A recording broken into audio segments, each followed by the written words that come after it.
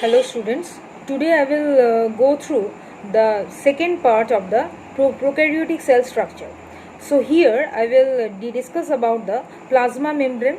So it's a thin structure lying inside the cell wall and enclosing the cytoplasm of the cell. And this plasma membrane of the prokaryotes consists primarily of the phospholipids, which are the most abundant chemicals in the membrane, the proteins.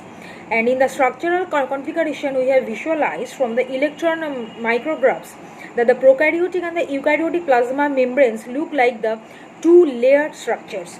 There are two dark lines with a light space between the lines, and the phospholipid molecules are arranged in the two parallel rows known as the lipid bilayer.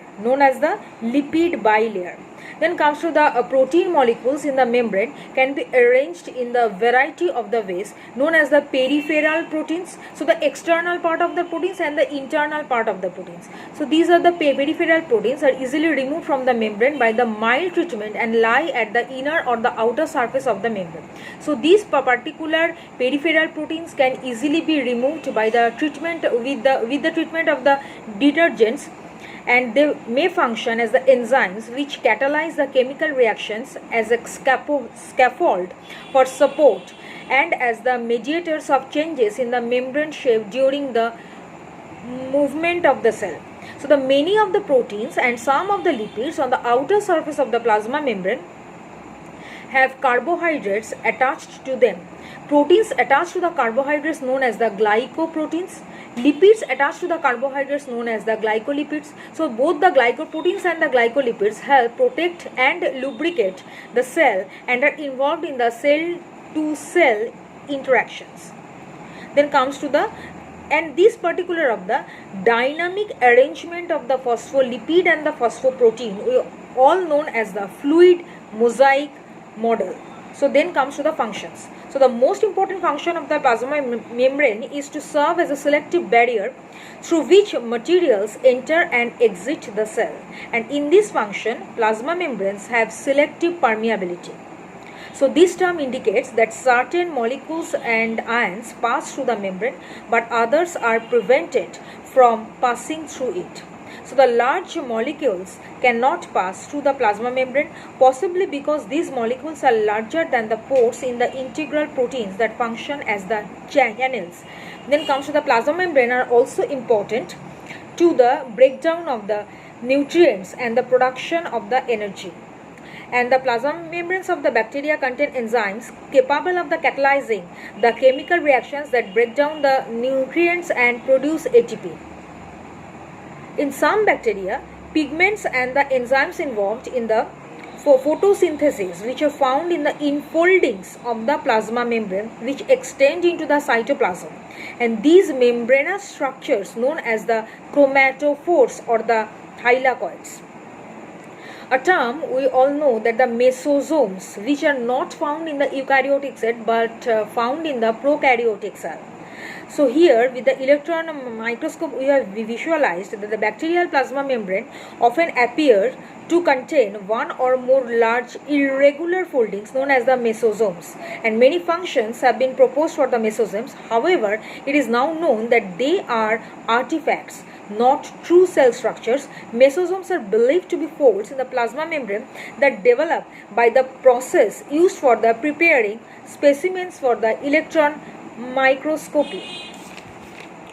Then comes to the movement of the materials across the membrane. Basically there are simple diffusion, passive diffusion. Among the passive diffusion or passive process of the transport mechanism, there are simple diffusion. Simple diffusion means the net overall movement of the molecules or ions from an area of the higher concentration to an area of the lower concentration. We know that. And the movement continues until the molecules or ions are evenly distributed. So the point of the even distribution is known as the equilibrium. And next comes to the facilitated diffusion. Here the substance, for example glucose, to be transported combines with the plasma membrane protein known as the transporter. And in one proposed mechanism for the facilitated diffusion, transporters bind a particular substance on one side of the membrane, and by changing its shape, it can move to the outer side of the membrane. So first of all, the transporter substance have to bind to the particular substance on the outer surface of the membrane, then it will change its structure. So the structural configuration have been changed, and after changing its structural configuration, it will enter within the cell to move to the next part of the cell. So when it is released, and the facilitated diffusion is similar to the simple diffusion in that the cells does not need to expend energy because the substance moves from a higher to the lower concentration. We know that in case of the osmosis, it will just reverse from the lower concentration to higher concentration in presence of the semi-permeable membrane, which is absent in case of the diffusion. And we know that in case of the what is osmosis? So osmosis is the net movement of the solvent molecules across a selectively permeable membrane, I have already mentioned, from an area with a higher concentration of the solvent molecules to an area of the lower concentration of the solvent molecules. In living system, the chief solvent is the water. So the osmosis may be demonstrated by the mechanism of the different apparatus. And the osmotic pressure, it is important. It is the pressure required to prevent the movement of the pure water into the solution containing some solutes. In other words, osmotic pressure is the pressure required to stop the flow of the water across a selectively permeable membrane. Then comes terms of the isotonic solution, hypertonic solution and the hypotonic solution. What do you mean by isotonic solution? It's important. It's a medium in which the overall concentration of the solute equals that found inside the cell. Water leaves and enters the cell at the same rate. The cell's contents are in equilibrium with the solution outside the cell wall. Then comes to the hypotonic solution.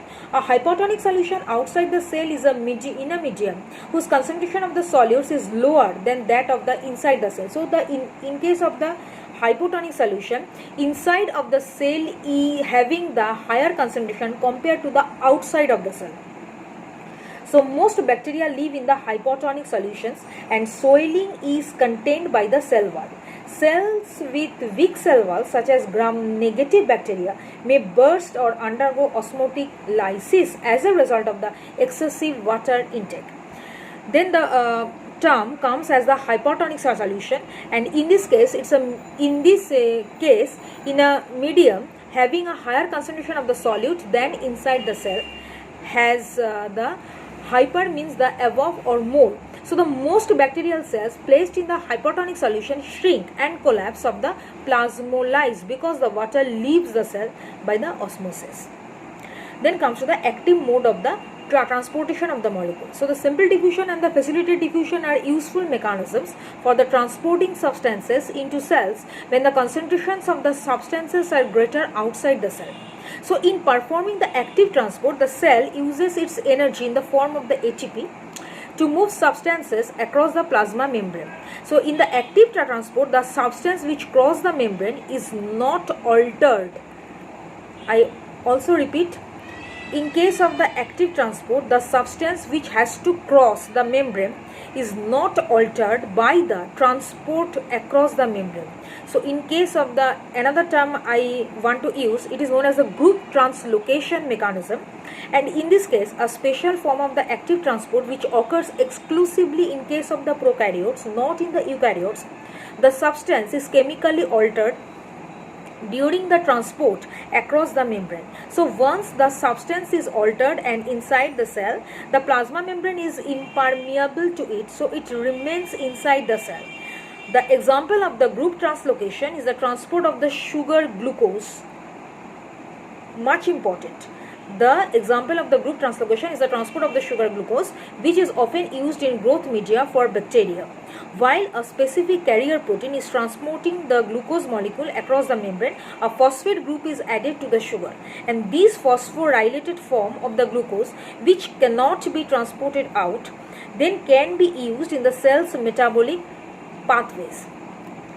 Next comes to the part of the cytoplasm. For a prokaryotic cell, the term cytoplasm we all know, which refers to the substance of the cell inside the plasma membrane, and it consists about the 80% of the water and contains the primarily proteins, mainly enzymes, carbohydrates, lipids, inorganic ions and many low molecular weight compounds. So the cytoplasm will be thick aqueous, semi-transparent and elastic. It's a characteristic feature. The major structures in the cytoplasm of the prokaryotes are nuclear aerial particles known as the ribosomes and the reserve deposits known as the inclusion bodies we know. So in case of the ribosomes, we have found in case of the prokaryotic ones, there is the protein and the type of the RNA known as the ribosomal RNA or the rRNA. Prokaryotic ribosomes differ from the eukaryotic ribosomes in the number of the proteins and the rRNA molecules they contain. So they also are somewhat smaller or less dense than the ribosomes present in the eukaryotic cells. And we know in case of the prokaryotic cell, there is the ribosome present as the 70S. So the S means the Wedberg unit, which indicate the relative rate of the sedimentation during ultra high speed centrifugation. So the sedimentation rate is a function of the size, weight and shape of the particle. So the sedimentation rate is a function of the size, weight and shape of the particle.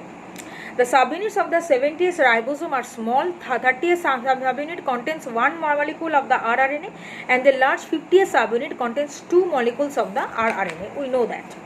Then comes to the inclusion bodies. Within the cytoplasm of the prokaryotic cells, there are several kinds of the reserve deposits known as the inclusions. Cells may accumulate certain nutrients when they are plentiful and use them when the environment is the deficient. Then comes a part known as the metachromatic granules. It's important for exam, and these the metachromatic granules are large inclusions that take their names from the fact that they sometimes stain red with certain blue dyes such as methylene blue. Collectively, they are also known as the volutin bodies. So the volutin represents a reserve of the inorganic phosphates that can be used in the synthesis of the ATP. Then comes a term of the lipid inclusions, then sugar, then sulfur granules, then carboxysomes, then gas vacuole. Gas vacuole means hollow cavities found in many aquatic prokaryotic cell, including the cyanobacter, anoxygenic photosynthetic bacteria and the halobacteria known as the gas vacuole, and each vacuole consists of the rows of the several individual gas vesicles which are hollow cylinders covered by the protein. Then a term known as the magnetosome, which are inclusion bodies of the iron oxide, say Fe3O4, formed by the several gram-negative bacteria. So these particular of the magnetosomes are found in case of the gram-negative one that act like the magnets. So the bacteria may use magnetosomes to move downward until they reach a suitable attachment site. In vitro, these magnetosomes can decompose hydrogen peroxide, that is H2O2, which forms in cells in the presence of the oxygen. Then comes to the part of the endospore. We all know that the endospore is specialized part in the gram-positive bacterial cell, basically in case of the bacillus and the clostridia, which can withstand in the harsh environmental condition. Students, you have to go through the formation of the endospore by the sporulation mechanism. Here there are various steps. There are basically 6 steps by which a particular endospore is formed within the gram-positive cell. First point is pore septum begins to isolate new replicated DNA and a small portion of the cytoplasm. Second step, plasma membrane starts to surround DNA, cytoplasm and membrane isolated in step 1. Third one is spore septum formation. It surrounds isolated portion forming the fourth spore. Fourth point, peptidoglycan layer forms between the membranes. Fifth one, formation of the spore coat, and the last one is formation of the endospore. You can visualize from your diagram from notes.